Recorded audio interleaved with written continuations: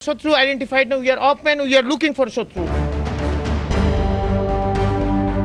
বাংলাদেশের রাজনীতিতে এক রহস্য পুরুষের নাম লুৎফুজ্জামান বাবর। তার রাজনৈতিক জীবনের প্রতিটি বাঁক যেন কোনো গল্পের মতো, যেখানে তিনি কখনো হয়ে উঠেছেন ক্ষমতার কেন্দ্রবিন্দু, আবার কখনো বিতর্কের কেন্দ্রীয় চরিত্র।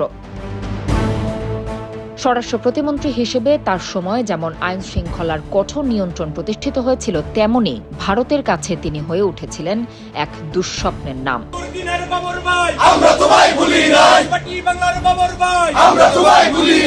লুৎফুজ্জামান বাবরের রাজনৈতিক উত্থান শুরু নেত্রকোনা থেকে। অল্প বয়সেই স্থানীয় পর্যায় থেকে রাজনীতিতে প্রবেশ করেন বাবর। 2001 সালে নির্বাচনে বিএনপির টিকেটে জয়ী হয়ে জাতীয় সংসদে জায়গা পান এবং পরবর্তীতে স্বরাষ্ট্র প্রতিমন্ত্রীর দায়িত্ব লাভ করেন তিনি। বিএনপির বর্তমান ভারপ্রাপ্ত চেয়ারম্যান তারেক রহমানের সান্নিধ্য পাওয়ার পর আর পেছনে তাকাতে হয়নি বাবরকে।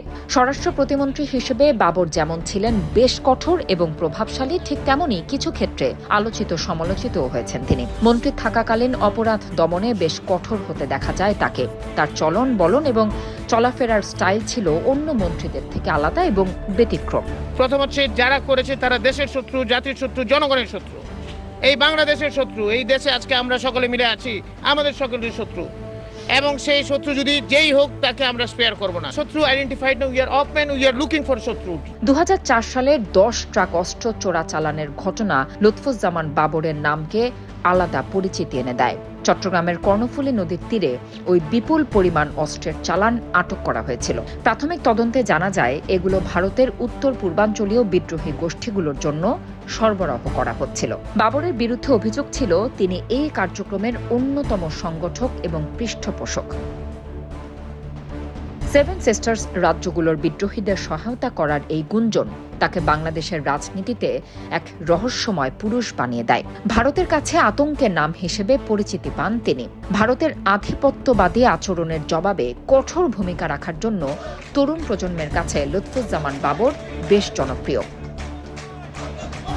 ভারতের জন্য বাবর আতঙ্ক হয়ে ওঠার আরও একটি কারণ হল সেভেন সিস্টার্স রাজ্যগুলোর স্বাধীনতা আন্দোলনে তার পরোক্ষ ভূমিকা। ভারতের এই অঞ্চলগুলো বিদ্রোহী কার্যক্রমের জন্য পরিচিত।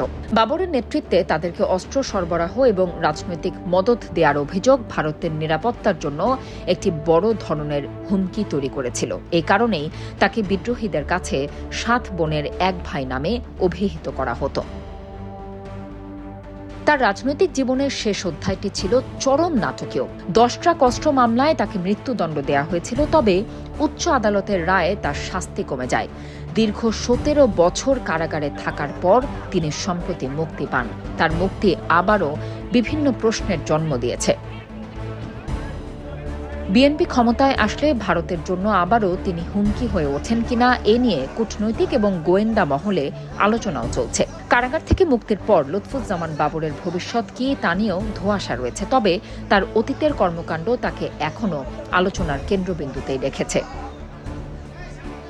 বাংলাদেশের রাজনীতিতে লুৎফুজ্জামান বাবর শুধু একটি নাম নয়, তিনি একটি অধ্যায়। তিনি যেমন ক্ষমতার রাজনীতিতে নিজের অবস্থান শক্ত করেছিলেন, তেমনি তার কর্মকাণ্ড তাকে ভারতের জন্য এক আতঙ্কের নাম হিসেবে পরিচিতি এনে দিয়েছে। তার জীবনের এই নাটকীয়তা তাকে এক রহস্যময় চরিত্রে পরিণত করেছে, যা ভবিষ্যতেও আলোচনার বিষয়বস্তু হয়ে থাকবে।